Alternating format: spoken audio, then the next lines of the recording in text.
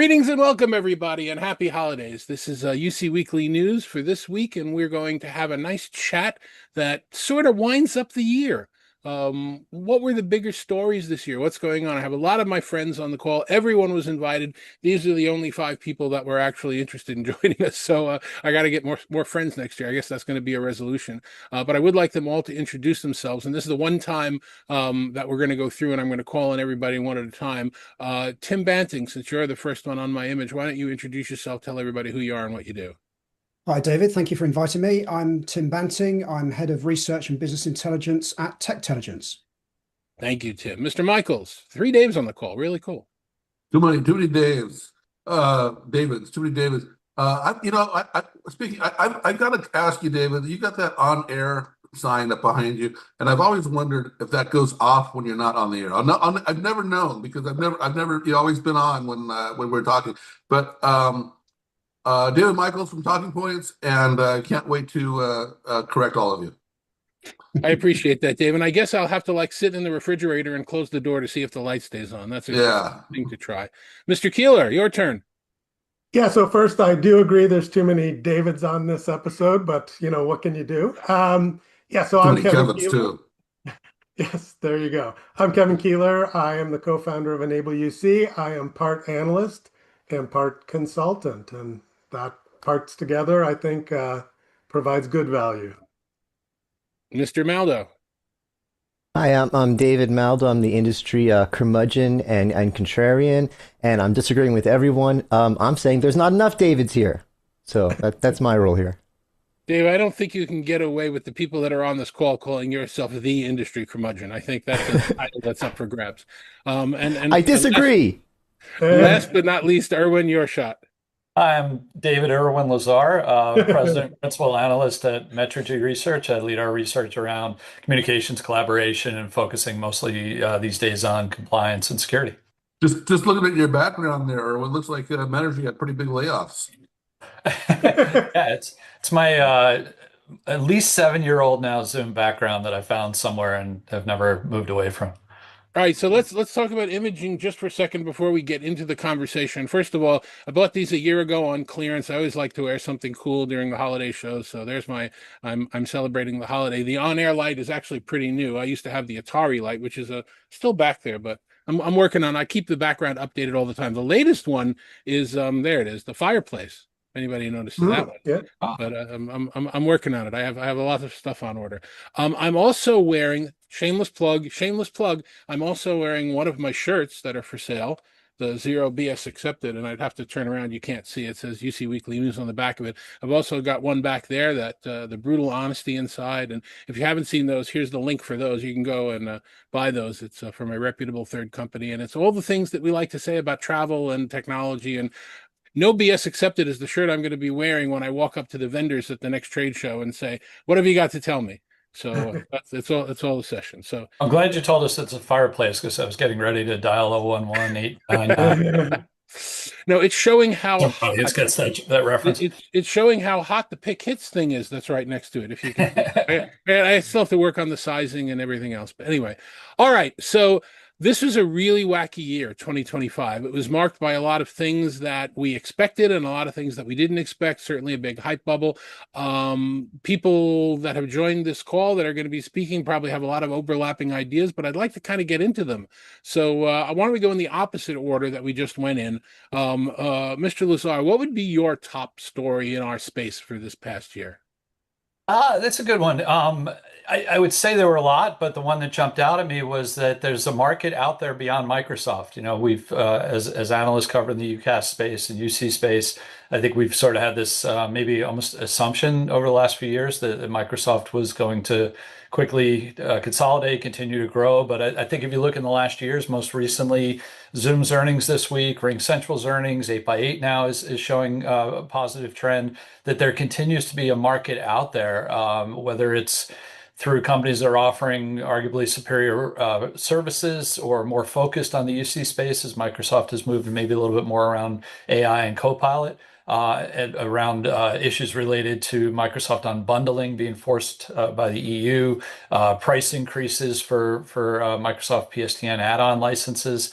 I think it's opened the door to say, you know what, yeah, maybe the UCAS competitors aren't all growing at double-digit rates, but they're thriving, and I think from an enterprise perspective, there continues to be choice. I mean, Cisco as well has reported growth in their subscription business. Erwin, what was the headline of your point there? What was the There are chinks in the Microsoft armor that there's opportunities for companies to continue to grow and thrive in an environment where, you know, again, I think we thought a couple of years ago that Microsoft would just own this space. I would probably, while I agree with you, I'd probably open that up in that, you know, as you pointed out, Zoom's earnings that we just recently heard were off the charts, but their market share in collaboration is dropping. And believe it or not, they're losing market share to Microsoft and to Google and a few others. And you know, I think there's an opportunity if someone were to come into the marketplace or reemerge in the marketplace saying, "Hey, we heard what everybody wants around collab, and look at what we've got, or look at what we've got now." I think that's a tremendous opportunity, and there might be some inclinations of that happening. So I we'll have think, to keep an eye on it. But it's a good point. yeah, building on that part, David, I think what's happening now at the moment is that UC as a term, what does it mean? I mean, it's, yeah, unified communications, but we've heard about multicast, we've heard about unified communications and collaboration. I think what we're seeing here is this power structure is hardening around those people that offer a combined and extensive portfolio. So I think what we're seeing here is there's a bigger trend, and I think this is the one that's important for me, is we're seeing these different strategic clusters based on what you want. You know, if you want to have AI at no additional cost, including your CX and UC platform, maybe Zoom's a choice for you. If you want to have a platform that includes all of your Microsoft Office suite, integrates well across the whole suite, but AI comes at a cost and data compliance comes at a cost, maybe you go for Microsoft. But I think what we're seeing is these different strategic clusters and platforms appealing to different sorts of buying centers. So for me, what's interesting in the year ahead will be, you know, those centers of gravity. What sort of businesses and what sort of buying centers gravitate to each one of those different clusters? Good question. I mean, you wouldn't believe it from me, and you know, we were talking contrarian before, David. I will not spend money on Microsoft 365 or Office 365. I'm still using, I think, Word 2016 or 2020 or whatever. I'm not going to rent software for my computer. I'm only going to buy it and install it. So, you know, it's interesting. Everybody's got their own perspective on that. But, you know, Irwin, I think you're making some really good points, and that was kind of a change and a twist this year. So well done. Let's do video, Mr. Maldow. What do you have on your list so far? Oh, so it was really tricky. I had so many things to pick from, and I'm still like, and right now I'm like, which one should I do? But I'll pick one because it's a fun one and it's a positive one, and it's all the note takers in all of our UC meetings. Every time you join a meeting, there's David's note taker and Kevin's note taker, and at first I saw people complaining, "Oh, I have to let all these notes." You're complaining about nothing. Letting in a note taker is like, come on, it's like letting in a person. They don't bother you. They sit there, and they're actually a good thing. What I find is, you know, of course they do what you expect them to do. If we're sitting there, we're saying, you know, oh, we're going to have to meet next Friday. At the end, you're going to get a task in your AI task thing, whichever one you're using, that says, call David for next Friday. But I like the fact that it makes tasks that we wouldn't think would be tasks. Like we'll be chatting about something, and Irwin and I will be talking about some trend that we're aligned on, and we'll say, oh yeah, we should do something about that. And Irwin will get it. The note taker, Irwin's note taker, will put a task saying, call David and follow up on that project you two want to do together. That's not like it. It doesn't just give you the obvious test that you know are tasks. It comes up with stuff. I don't know if I explained that well, but I think you guys, by the nods, I think you guys know what I'm saying. I think it's with all the AI stuff being thrown at us, right? Like Zoom had 4,000 new features this year or something like that. And there's AI here, and we're all complaining about how a lot of it is AI slop and AI garbage and just marketing. This is the one use of AI that it actually does right what it says, it's going to do, what it says on, what's it? That's a British expression, what it says on the tin. it does what it says on the tin. It does what it says on the tin. It does it better than I expected. It's no problem. It doesn't bother anybody, and it's just become an accepted thing. It's almost a non-story. I love when something is a non-story. It reminds me, when I came into the industry, we all wore ties to every convention, and then one year we didn't wear ties, and I didn't get a memo. No one said anything. It wasn't a story. No one talked about it, but it just happened. And I feel like that's what's going on with these note taker AI agents in all of our meetings. It's yes, there could be something good out of AI. You make an interesting point there, and if we attend a meeting that has 10 people involved, online meeting, video meeting, and there are 10 note takers, at some point is somebody going to say, do we really need this? Do we really need all 10? Does everybody need to have their own? And I guess the reason that that's happening is because A, people want to control the content, or they want to own the content, or they want to access the content. We all attend briefings that are done by certain platforms, and then we have to beg them to get the transcript or the replay because we don't have it. Are we going to be in a situation where everybody's going to have their own note taker, and there'll be like 9 things taking notes on one call? I think there will be. And then the other thing you'll see is that if you decide, you know what, I don't want this meeting recorded, transcribed, so I'm going to block any note takers from coming in, people will hold their phone up to their speakers if they're not wearing a headset and, use whatever tool they have on their mobile phone to capture meeting info. Oh, exactly. And, again, when we talk about analyst briefings, sometimes I really want to get the transcript earlier than it's provided. I do have an air gap phone next to my video device here so that if I'm on one platform and I don't want to have to wait for the transcript from them, I'm going to record it on another platform using the phone and, Yeah. and get the transcript immediately. I mean, absolutely. But, we're not the typical user. I'm trying to think of the typical experiences. Like I think I was on a call yesterday from an interesting client that I'm going to start covering. Not client, we don't have a financial relationship, but new product in the space. And I wanted to record it to get the transcript, and they had their note taker on there, and their note taker sent me the notes afterwards. I don't know if that was automatic or because I was on the call, but it's definitely an interesting space. Yeah, I think we're going to see a movement towards what some of the vendors are doing, where the notes are shared during the meeting, so you see what's being recorded, so it's not a surprise afterwards. And a lot of the vendors are saying, well, we'll have the AI note taker show what's being recorded, so you can see if it missed something, and then any of the participants on the call can add additional bullet points if you think that the AI missed stuff. I think that that's way more transparent than waiting till the end of the meeting and saying, what the heck, this totally got this wrong or assigned it to the wrong person. So I think we're going to move to that humans and AI working simultaneously during our meetings. I don't think that's going to happen at all, Kevin. I think you're way too optimistic there. I do a lot of time shifted work, and I regularly will miss a meeting that I should be at, but I'll try to attend it, a half hour after the meeting. I want to stay current. I just couldn't make that particular time slot. But you can't get people to send out the links, the recorded links. It takes days sometimes. It takes days to get the slides of a meeting. The problem with real-time note-taking is that it's more of a transcript and it's not that smart. The better note-taking is after the fact, where it kind of looks at the whole call and figures out how much time was presented, where emotions got hotter and colder. And so those things it's not real time. And then for someone to send that out, and it's such a contradiction right now because our bosses or most employees are feeling pressure from their companies to learn AI, change your practices, embrace it, etc. But then we still have all these corporate rules, and it's like, well, we don't allow this recording, or you have to use our AI. You can't use it. This is going to take a while for it to play out. So I think David's point earlier, are we going to have 10 AIs in the meeting taking notes? No, there's no cost. It doesn't really get in the way. So the answer is probably yes. That's the path of least resistance for a while.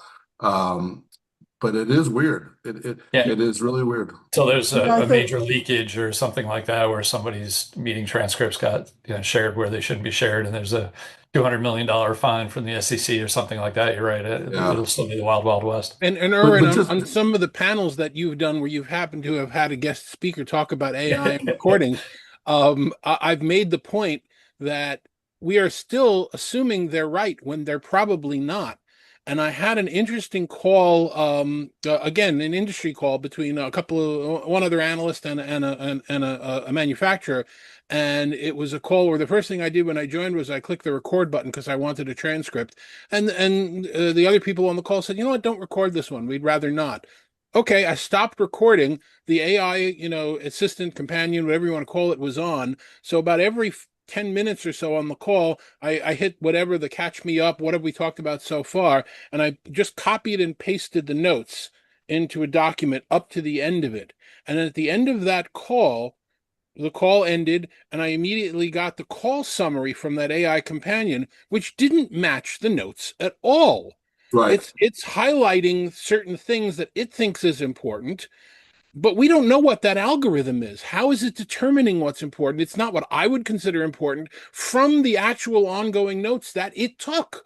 So I think we're trusting this stuff without really examining it, and that I think is a big deal. Well, but I think that this is where Dave Michels got it totally wrong. It's like, for example, like Microsoft Facilitator, if you turn that on, and it's easy to turn it on, it's not hard. Like AI Companion, with Zoom's AI Companion, you can just say, turn it on all the time. But Facilitator, to your point, David Danto, it shows you during this discussion the things that it is capturing. And so if you disagree with it, you don't have to wait to the end of the meeting. We all collectively see it. I can't think why that would be a bad idea. And Zoom has an interesting thing where you can do just jot notes, and then it'll use, so you determine what's important to you, because maybe not the whole discussion is, and then it uses AI just to flesh out the jot notes and add more detail from the transcript, right? So Okay, I don't want to. But the problem that you're not touching on it, everybody has their preferred tools. So your tool is the team's tool, and it works great for you with Facilitator. But for us to do our workflow, we need to be able to use our tools, whatever. And the meeting that I was just missed a few days ago, they sent me on a Google Drive a link to the MP4 file, and I said, great. And I started using my AI tools as I have access to the file.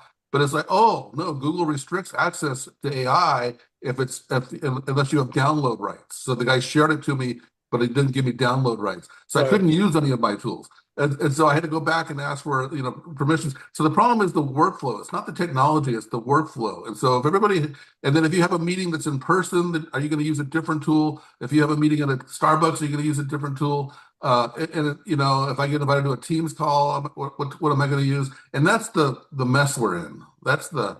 And it'll only get more interesting as people start sending their agents to meetings, and the agent handles everything for them, where they're not even attending the meeting. Yeah. So Kevin, I'll make one comment on what you said that I think is actually kind of important, in that. And I don't particularly agree with the idea, but there are a lot of people that do the old school rules around meetings, so that when you got 16, 17, 20 people in a room, they want you to put your phone down and focus on the conversation. I'm a multitasker. I think that's stupid, but there are a lot of people who believe that. I'm afraid in this particular example, if I'm watching the notes and the AI, I'm not paying attention to what people are really saying. I'm now involved in adjusting the record instead of participating in the conversation. And it's good if that's good for somebody, but is that better than what we had before? I don't really know. I really quick. We want to replicate the real meeting. And when I'm in a meeting when I was an attorney and I'd have 10 attorneys and a paralegal, we talk and have our meeting. We weren't looking over the paralegal's shoulder saying, let's correct his or her notes as the meeting's going so we have a good record. You trust the paralegal to take the notes, and afterwards you look at it and you say, hey, they got this wrong. They always got it wrong. Just like the AI doesn't mean we didn't use the paralegal, we shouldn't use the AI.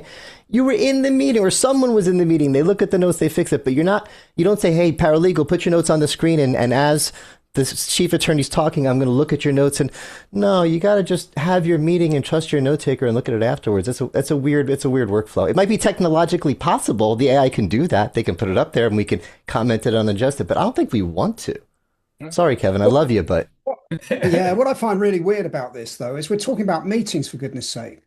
With AI and agentic and workflow, I would have hoped that, we would have had an alternative to meetings, or AI would be smart enough to say, you've got 53 people on this call. this shouldn't be a meeting. This should be an event. This should be a one-way, you know, imparting of information. Or AI should be clever enough to realize we don't need a meeting for this. This is a project update. Just send me out the notes of where you are in the cycle. Have you completed the tasks on time? That's what I want AI to do, is less meetings rather than note taking for all of them, me going away and trying to read through those notes, seeing if there's any, you know, action points from it, if it's not taken down in the right way. I don't want any more meetings. I want to be able to do away with those. Mm. But a lot of that is down to corporate culture. Yeah. And I don't think AI will fix corporate culture.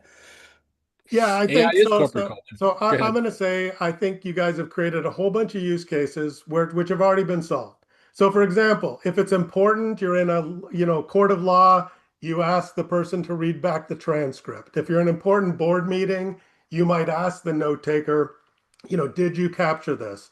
If you're in a facilitated session on a whiteboard, we all sit down and when somebody facilitates and writes it. There's different meeting types.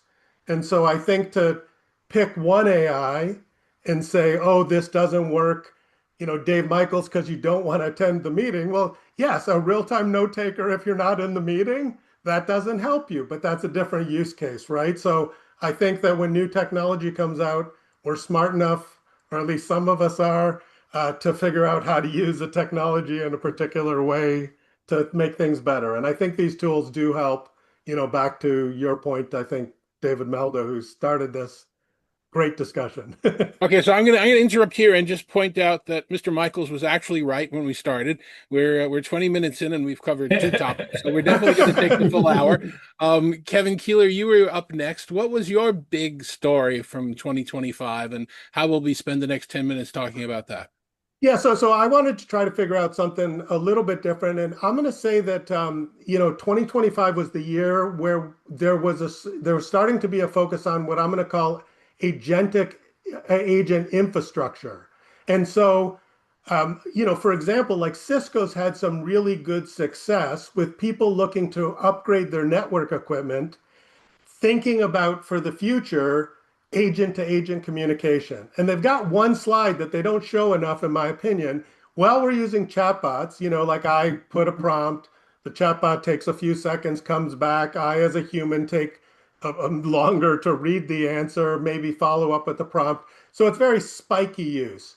But as we have agent to agent communication at the speed of, computers, that puts a very different demand on your network. And I think, Cisco did talk about that at WebEx1. I think that their forward-looking people are saying, yes, we better build this infrastructure to support all this agent-to-agent communication. And just a couple of weeks ago at Microsoft Ignite, and there was big pushback on this, but really all about Ignite, the whole focus was on helping us all become agent bosses and control our agent workforce. And Microsoft says there's going to be 1.3 billion agents that are going to be in use by 2028. Don't know if that's going to happen. They're making Windows, be an agentic OS, and everybody hates that idea because they're like, hey, I'm not ready for this. But I think we're starting to see 2025 that agentic infrastructure, and maybe companies that jump on it 2 years from now, when you're trying to control a workforce of 1.3 billion agents, maybe you'll say, thank goodness, they had that foresight. But that, I think, was what we saw starting and was kind of an under the covers story for 2025. Yeah, agentic was definitely the word of the year, right? Yeah, and I wanted to, move to the infrastructure piece of it as opposed to, I still like I'm not managing 20 agents and, 20 employees yet. I don't know about you, Irwin, but I think there are some early use cases and early adopters of this, but I think it's interesting if we're moving to 1.3 billion agents in a couple of years. Sounds like we're reinventing ourselves. I'm sort of thinking like, do you remember the days of Avid, the architecture for video, voice, and integrated data that Cisco came out with when they led the transition to IP telephony? It now seems like we're going to add another quad layer of AI in there so that I wonder if human interaction and voice will take precedence over AI. agents speaking to each other, or how they prioritize that, I'm not too sure. But interesting thought. A new sort of option for QoS, quality of service. Hmm. I mean, I think there are two issues that we're seeing. One is, how do you deploy all these agents and manage them and deal with security and the interactions that they have to have through different applications. You saw Oracle launch an orchestration platform that's designed for that. I just talked to another company that's getting into that same space. There's an infrastructure opportunity to put a layer in that interconnects AI with other applications that it needs, and then again, to manage it from a performance and security. And I guess the other big issue I think is really going to be a big one in 26 is the physical compute infrastructure. I live in an area in Northern Virginia where they've been building data center after data center after data center, and the backlash that has happened in the last year or 2 years now has completely reshaped the politics of data centers. People don't want them anymore. And yet at the same time, you're seeing, Google say, well, we have to double compute power every 6 months in order to keep up with advances. Where are they going to get the power? Where are they going to get the water? And where are they going to get the land to build these data centers where the communities will welcome them? I think could end up being a massive constraint on the growth of AI over the next year. And, the amount of compute resources that are required to do 1.2 billion agents, I can't even imagine what it would take. Underwater nuclear power. Yeah. It won't be underwater, it'll be in space, and that's coming. But Yep. But it is interesting. As long as it's not Starship launching it. Yeah. Data centers were ideal neighbors for a long time. They don't have any traffic. They don't pollute. They're just great little neighbors. And what he's talking about is a very important shift that's happening. Not on my view. No, David, as long as we're on you, what is your view? What's your top? So David Danto and myself have an advantage that we put out a monthly report. So I was able to go through the monthly report of the year and kind of pick up headlines. And it's extraordinary to me how many significant stories there are this year and how small they are at the same time, because we're at the beginning of so many things. There's so many transitions going on. And I just the list of really important stories from I know David's probably going to want to talk about MDEP, but just the Starlink and T-Mobile making cell phones to space, just all these little things that just they're a headline for a month or so, and then they kind of just disappear into the noise. But there's so many pieces like this that are just fundamentally changing the way we communicate, how we communicate, where we communicate. I want to actually go back to the beginning. Irwin talked about teams, and then Tim kind of amplified that he felt that UC was changing. These things are very related. Microsoft's had the ability to pivot to something that it sees as more lucrative with all of the AI story and how it's repositioning. A lot of the other companies have not been able to make that kind of same pivot, but they've all kind of pivoted away from the core plumbing of unified communications. No one's really talking about unified communications. No one's really talking about meetings. The AI story is really taken over. And I think it's important to note how much the AI story is evolving. And so I'm going to say that this is the year. This is the year. I could say that sentence with a whole bunch of topics here, but right now I'm going to say this is the year, 2025, that we saw a fairly significant change in one of the golden rules of business for the past 50 years. Is that as you grow revenue, you grow headcount, and this is the year that rule broke. And we are going to see. We're already seeing it, but David, it was back in May that we did a cover story on the Insider about all the layoffs that were happening, and that story has not gone away. Every month, there's just been more and more, and we're seeing chart after chart of companies that are indeed growing their revenue and indeed cutting their headcount at the same time. And so the golden rule that these two have always been kind of in correlation with each other is definitely broken down. And I think we're going to see that significantly in that gap even increase more. I think it's going to get very ugly on the employment side, but very exciting in the productivity side. So hopefully these things will, create a whole new set of energy and innovation that comes with it that solves the employment stuff. That's what usually happens. I don't know how many people were put out of work by the steam engine, but but it's not it's a brutal transition. And I think we're heading for a brutal transition with the jobs. Well, Dave, I agree with what you're saying, certainly from the standpoint of how important that story was this year. I don't know that I agree with where you see the future going or the fact that it's going to be a transition. One of the tenets of physics, I'm a big science guy, is that when you make a column tall enough, no matter what it's made of, it will eventually start to bend, whether that's a tree growing or a steel column that you're building for a skyscraper or whatever. Once it gets out to a certain point, it can no longer sustain its weight and it starts to kind of curve over. And I'm afraid that's the pivot point that we're seeing right now with the subject that you're bringing up. Just as we're recording this morning, another large company has said that they're going to cut 10%, and the next company says they're going to cut, and the next company says they're going to cut. And there was an article also, again, as we're recording this morning, about how people are flocking to Walmart to buy groceries. Why are they doing it? I'm doing that. The butter at Walmart is cheaper by about $1 than it is at my local supermarket. So I'm shopping more at Walmart for groceries. Why am I doing that? Because I need to save money. Why is it cheaper? Really good question. Does Walmart have a better business model, or are they not paying their people enough as opposed to the people that are working in the supermarket?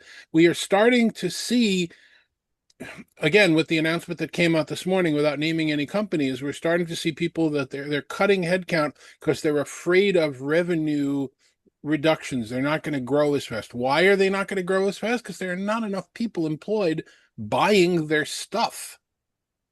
And I think we're going to get to the point where this, I'm going to lay off because Wall Street loves it.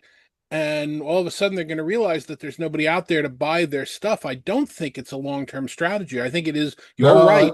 so I really got to double down on this then because you're referring to that old model where revenue and employees kind of went mostly correlated.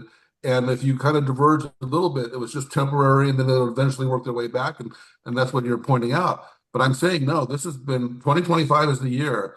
And we've been in technology. We've been selling technology for most of our careers. And, it's going to free up headcount. It's going to make you more efficient. It's going to do whatever. And it's never really been true. We always just find other ways to do stuff.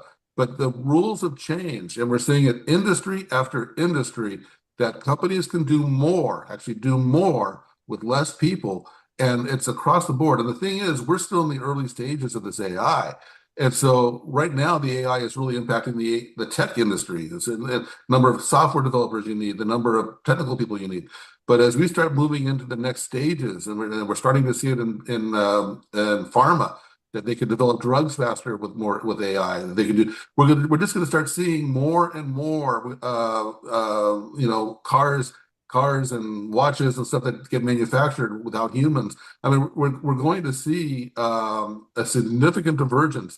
But we're already, like I said, we're already seeing it between revenue and employee count, and it's clearly started. The thing with Verizon, the most recent one, the Verizon's doing this big riff. And the reason they're doing the riff, it's crazy, is to improve customer service. They say that we're losing business to our competitors because we're too hard to do business with, so we're going to get rid of 13,000 people. It's like this is a whole new way of thinking. This is not the way it used to be. And so I think so. My point for looking at 25, it's a whole bunch of transitions going on. And I got a full page here of all these things I can think about. But I think one of the key takeaways is this divergence from revenue and employee count, unlike we've ever seen before. I completely agree. Just to for a second to clarify my comment, and then Irwin, you can go. Yeah. I completely agree with everything that you said. We don't have a disagreement there.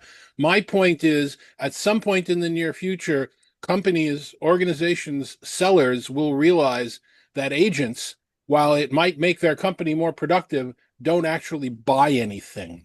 And there's going to be a dearth of customers. And that's where revenue is going to start to take a hit. Because if you're more productive so that you can make the products better, faster, easier with much less people, but there are much less people to buy them, something's going to hit the fan somewhere. Just the That's half cloud. of that's half the problem. The other half of the problem is that the agents don't pay into Social Security. And so as we reduce the headcount, that we're supposed to be filling up the Social Security fund with the new young generation, but the agents aren't paying taxes. And Yeah. so we're going to have a problem there. Erwin, what's your thought? No, I wholeheartedly agree. You're chasing the customers away. I know I have kids who've recent college graduates that workforce is struggling in many cases to find good work. I saw the MIT study that came out this morning said about 12% of the U.S. workforce is already vulnerable to being replaced with AI. So that, opens up the door to policy issues of, do we tax AI? Do we create a universal basic income and so on? That's probably well beyond our scope, but definitely if looking ahead to 26, I think it's going to be massive as an issue. Okay. After we put that little issue aside, Mr. Banting, what's your number one issue? Number two Yeah. issue. Oh no, it's number one. Okay. Let's go for number one. I think for me, 2025 has been the time where AI risk, security, and compliance has become a new center of gravity. I think looking back on the year, AI stopped being a bit of a fairy story or a fairy tale and has become quite a hard-hitting compliance story. And I think enterprises are now treating UC systems as regulated infrastructure and not just internal collaboration tools. So we spoke about recording of meetings. What happens if I mention something that's under NDA? What happens if I mention something that I shouldn't have? How do I make sure that meeting is compliant and is all the guardrails are in place around regulations? So I think what we have seen through the year is Microsoft has certainly doubled down on responsible AI frameworks and auditability. We've seen Cisco leaning into sovereignty with regional cloud boundaries and some of these sector-specific compliance features. And the reason why I think it's interesting is if I look at our Techtelligence buying intent data, we're seeing that there's tens of thousands of enterprise customers every week researching things like AI risk, AI security, and broader AI compliance tools and topics. It's the largest, most sustained signal of the whole year. So I think we're getting enterprises thinking about they want to understand what models we use. They want observability. They want to know how the AI has been trained, where the data flows, how they mitigate regulatory risk as well. So I think to sum it all up, the next competitive frontier is really going to be whether or not the platform can stand up to scrutiny from compliance, legal, and audit teams. So I think the industry has moved from this AI innovation and hype to more around AI accountability and assurance. Interesting. Do you think that we're going to get a test court case around the compliance issue? Is something going to come up from one of the public LLMs or from one of the private uses of discovery inside an enterprise and it wasn't handled correctly or recorded or saved? Do you think there's something coming up that's going to hit something? That's the only thing that's going to change. I mean, what we find out along the tech hype cycle really is that the technology takes off, and then a couple of years behind it, you get all the legal and regulatory stuff that comes out, and there's usually a few test cases that prove it. So I'm waiting for something to happen, and all of a sudden it's like, well, how did that AI make that assumption? What happened? And in regulatory industries or regulated industries, things like healthcare, that's that's a legal minefield. If you get AI making a decision and it's the wrong decision and someone dies or gets injured, you better have observability in place, because when that goes to court, you're going to have to prove that you had due diligence and took care somewhere along the lines. Well, first off, you're cheating. The rules are to talk about the biggest things in 25, not the biggest things in the coming up. But secondly, I would say that that's just a shift in the same problem, right? So in healthcare, you've got liabilities, whether it's a human diagnosis or medical or a machine diagnosis, doesn't really matter. There has to be safeguards in place. There has to be second opinions, whatever, all the best practices, and they're going to adapt and develop. But it's the same basic problem. It's not a new problem. I was going to ask the question whether we think that the test case around Air Canada when it came up with a fair sale, their AI came up with a fair sale that didn't exist, and the court said it needed to be honored. If we're going to start to see that replicate in other industries, that anytime AI makes a mistake, the courts are going to say, who is agentic? Who has the agency when my AI says, Yep. yeah, I mean the meme that's floating around the internet right now is around are these mushrooms edible? And somebody Mm. eats them, and they're in the hospital, and they ask the AI, and the AI says, "Oh yeah, those are poisonous. I mean, you could have eaten them, but where is the Yeah. agency? Where is Yeah. the responsibility?" I The, don't think the, we've resolved that at all. does your dog bite? Is the Inspector Clouseau version of that? I, it's not my dog. Exactly. That's not my dog. Yeah. Uh, But All don't you right. think that Well, observability, how AI makes these decisions, should be visible in the business? Or are you quite happy just saying, well, I don't really care. It doesn't matter. It's made the decision for me. yeah, Do you think we have that's an no way of important knowing thing? how the AI makes a decision. It's just like we have no way of knowing how a human makes their decisions. You know, And so I think it depends on the AI. I mean, we use Gemini a lot. Gemini will give you all of its sources and show you how it's thinking and things like that. And it's not super accurate in a lot of the research that I do. It'll find garbage on the internet. And, a lot of people are probably going to be focusing on poisoning it if they're not already. But, you, yeah, I got to say, Ron, it's a great example. I was just having a conversation about the TV show West Wing, and we were trying to figure out who certain actors were. So I asked Gemini who the actors were in West Wing, and it was giving me the wrong answer. And I knew it was the wrong answer. And it was giving me sources for everybody else but this one particular person. And I was like pushing back. You didn't give me a source on this person. I think you're wrong. And I said, no, you're right. And was arguing with me, and we kept on arguing. And then I was able to like trick it into approaching the problem a different way. And it finally admitted, you are right. This person was never in West Wing. And it took, a lot of effort, even though it had footnotes and even though I kept on telling it all that stuff. And so I don't, there is a trust issue. And that's going to take yeah. time to, yeah. Yeah, I And would there's a not. difference between AI that's trained on, Twitter and Reddit and all those other public sources, and those that are trained on your data, which hopefully, in theory, you can rely on more for business use. I think that though there's a broader issue that like even if there is observability, so let's say you're a financial institution and you have to be able to justify, kind of why you gave or denied a loan. The challenge with an AI system is it might look at thousands of signals in your data, to your point, or when you train it properly. But even then, when, the financial institution says, Mr. Keeler, we denied your loan, and you say, well, you need to explain to me why you denied it. When there's thousands upon thousands of signals, the bank will print out, all these hundreds of pages and say, well, here's the rationale. And it's, no human can really, look at all of those signals that an automated AI can. So even if we have deep observability, it might be so complicated to understand that it Mm. effectively becomes useless to a human trying to understand these AI systems. That's the key point, and I'm really glad you said that because the goal isn't to train the AI the way that we do it as a human. The goal is to use the AI to do it differently. And there's been a number of examples with that, and a good one is stock picking. We know how a New York financial analyst, what they look at, all the key metrics they look at, and they put a little bit of their own judgment into it. When you train an AI to pick stocks that way, it does just like a human does. When you say just do it any way you want, and it starts looking at things that we never thought of, correlations that we never considered. It starts looking at climate data. It starts looking at all kinds of stuff, and it actually does better. And so trying to understand how it got there is often defeating the purpose of using it.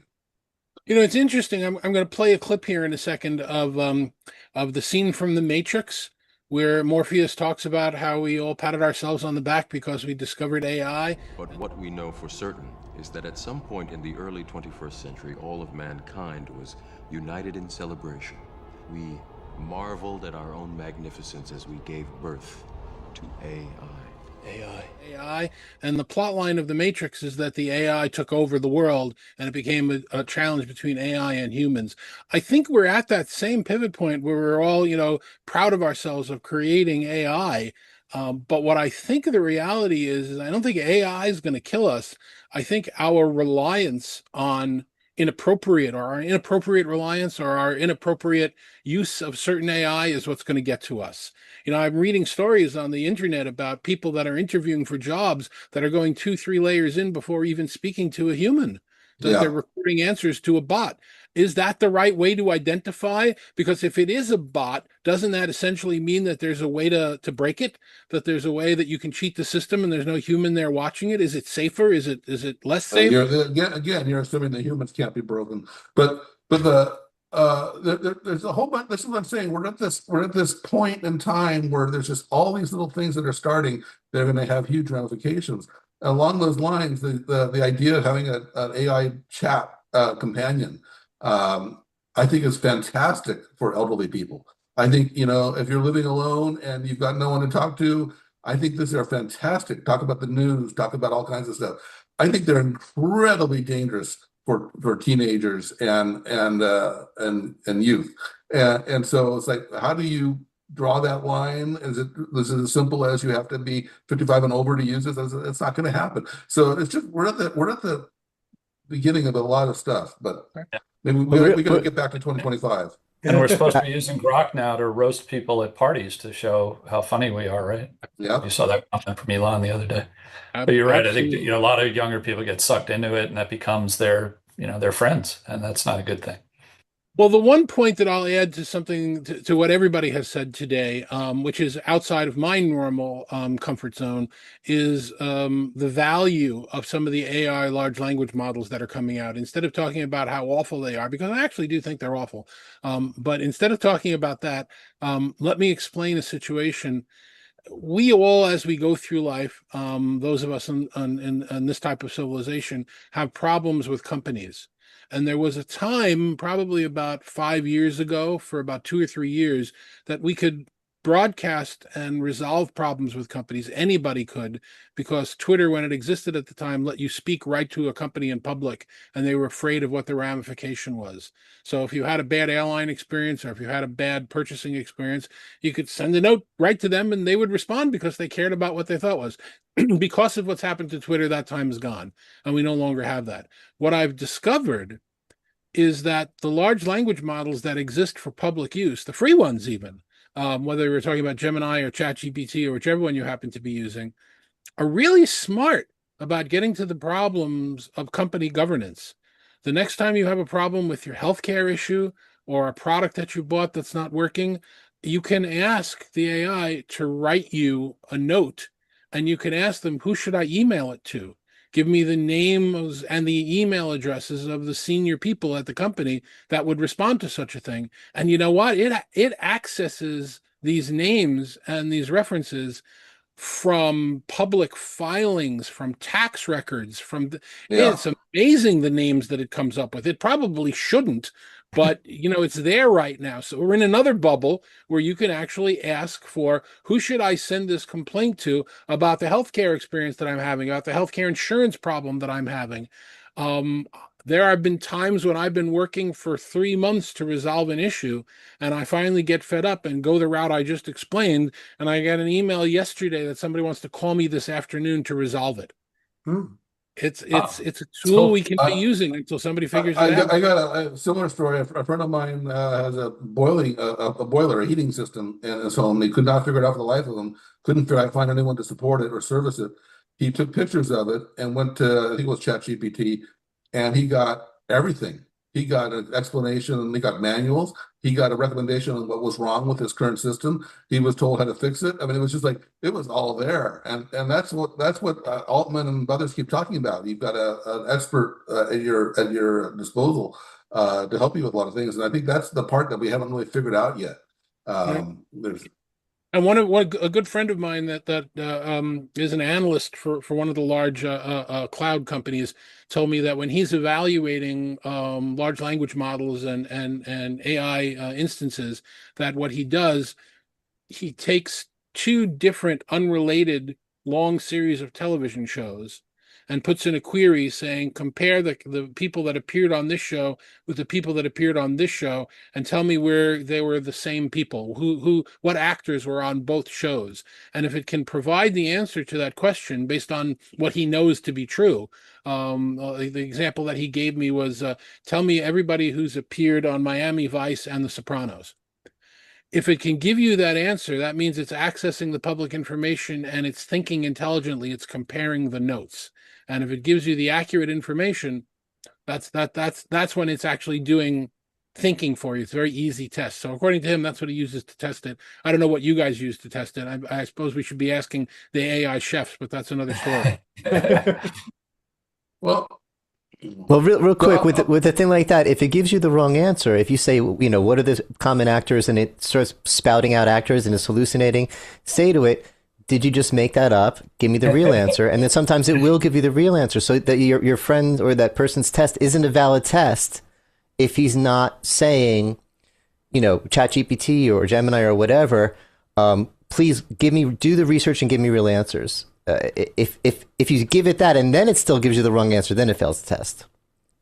It's the test today. There'll be a new one tomorrow and another one after that as well. And anybody who's trying to search for the head of a healthcare insurance company is probably not going to be able to do it after I've announced this on this call. But, we have like 5 minutes left. Anybody want to give one line or one word? I got a big one. I think that for a lot of us will have opinions on, which is the Enterprise Connect event. End of an era. It's been 20 years, something like that, in Orlando every year. There was a lot of frustration with the show this year, and now it's moving to Vegas. And I think that's one of the bigger stories, actually, of our industry, of why that's occurred. If anyone has an opinion they want to share, I certainly have my thoughts and what that represents. I'm hoping that they will be successful, but none of us really know what the experience is going to be like until we experience it there for the first time. That's the first point. I have my reasons for thinking why they did it. It's been a difficult economic model where you're charging the exhibitors and you're charging the attendees. That's a squeeze that's very hard for a public trade show to work. You're typically charging one or the other, but not both. But I'm hopeful that it'll be successful. I'll be there. We'll see. I'll be there as well. I mean, I think the trend is reflective of what we talked about earlier, in that that it shifted to be much more of a contact center focused show, which puts it into competition with ICMI, Cloud Call Center Week, and all the other contact center shows. The buyer side has generally gravitated toward a platform. So you see massive success of the Microsoft events, Microsoft community events. I went to Google Cloud Next back in April. They had 30,000 people there.